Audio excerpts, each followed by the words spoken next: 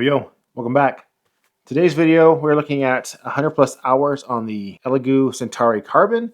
I did a unboxing video a few months ago, and since then I have put more than 100 plus hours on it. And I just want to share my thoughts and my take on it. Today's video is sponsored by PCBWay.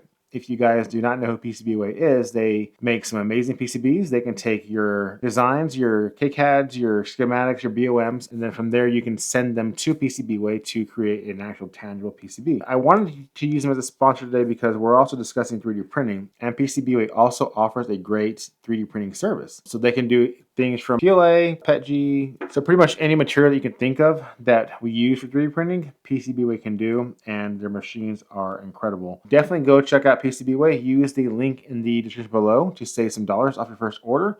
And thank you, PCBWay, for your support through this video. And yeah, I don't have the printer here with me because it's so big and it wouldn't fit in my work area for now. It's currently inside, and I will do some overlay videos here. I also had a whole bunch of videos that I wanted to take off the actual printer and showcase in this video.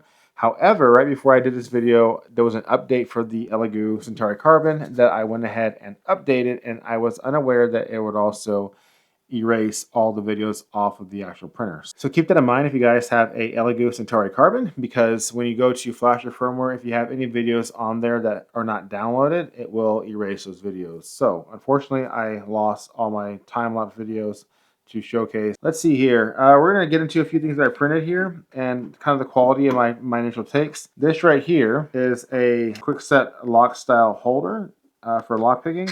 It's got a little set screw there that you can do. And you will see here off the bat that there is this seam. It's a pretty prominent seam. I was not aware of that, and I'm also learning how to use the Elegoo slicing program as well. So getting rid of these seams, I figured out how to do since this was printed, but you can definitely see the quality, how smooth this is. It's very, very clean. There was no really issues on this print. The bottom here, I'm using a rough plate, so not my smooth plate.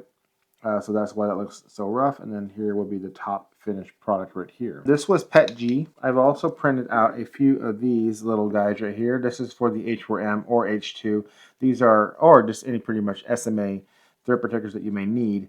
This is what these guys are right here. So you can definitely take a look. The ability to print such fine detail on that printer is pretty impressive. For this kind of stuff though, like really, really fine stuff, I still prefer my resin printer because it just, in my opinion, just kind of prints better for like fine threads. Overall, it's still very good. Let's see here. Then on this H4M, we have my design for the antenna thread protector right there. And then on the bottom side, it also has a nut driver to kind of tighten up that nut on your H4M if it were to come loose. So it's kind of a 2-in-1 dealio there. So this right here is the DB9 alloy frame that I printed. And this is going to be from Mac 11. This was printed out of PA6CF.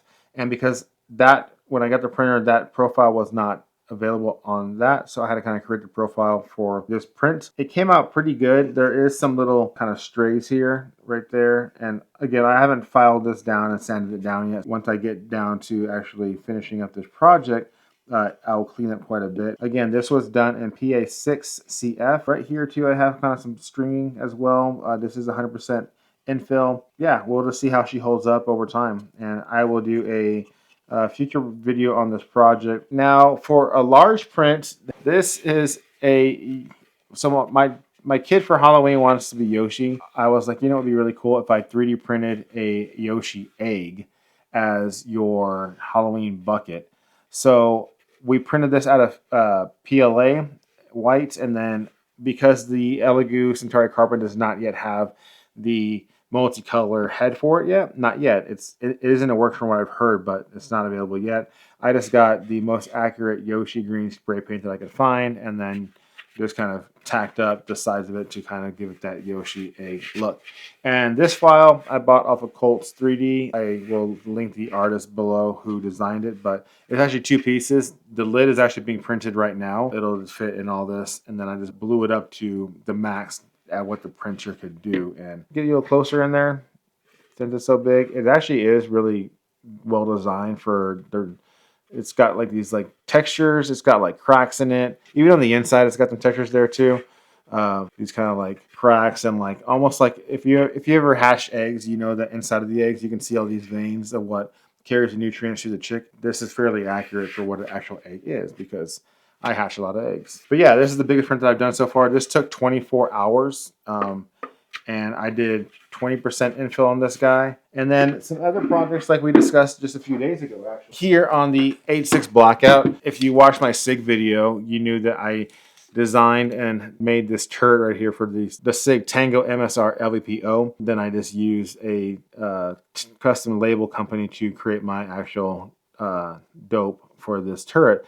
And this was also made out of PET G. Now, another thing that I 3D printed on this rifle was on the back side here, there is a secondary riser for my cheek weld. So this is a riser right here. This is another riser that used to sit flush on top of this riser. Then to bring it to my appropriate cheek height for my cheekbone to take a rest and then see clearly through the optic here, I 3D printed another little riser that sits right in between this one and this one out of PACF.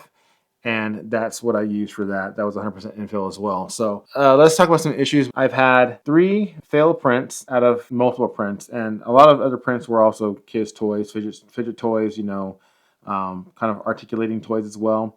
That was a lot of the majority of the prints right when I got it. Out of those, I only had 3 failed prints. One of them, the extruder fan that's magnetized, it kind of sits in these little hooks, and it's magnetized, it kind of clips in place like that. It actually fell off during a print. Now, I don't know if I didn't have it seated properly from the get-go. It was like the first print that I did, or the second print that I did with the actual printer after I got it. And it just kind of was dangling there as the extruder was still going. And it was still running. It just was in the way. And that was one failed print. The other one, I had a feeding issue for the nozzle. The other one actually wasn't really the printer's fault. I'm using the Creality filament dryer in conjunction with the Centauri Carbon. And that spool that I used ended up having a twist in it. So it was actually just a spool feeding issue, not anything else with that. But those are the 2 main issues that I've had, really. Just one small feeding issue, which I think that the nozzle just got clogged. I think that my speed was, or my heat just wasn't set right. So it just got clogged. And then the other one was just that little fan came off. But those are the only 2 issues that I have with the printer since I've had it since the last actual unboxing video, and then of course over 100+ hours that I put into it. So overall, I'm very impressed with the printer. It is my first filament printer coming from the resin world. I would have to say kind of like at a beginner's level, because I am a beginner when it comes to filament printers, but I am very impressed with its quality and with the print quality, and also just the simplicity of the printer itself. I mean, it's plug and play, really. It was super simple to set up. It took maybe like 5 minutes, and then that was really it. I did buy another extruder just to be on the safe side. They are hardened steel. At the time when I got my printer, Elegoo didn't have them on their site yet.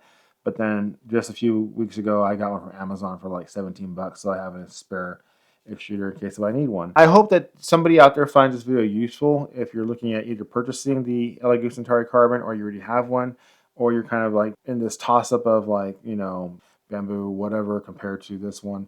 Hopefully this can help somebody out figure out which printer that they want to go with.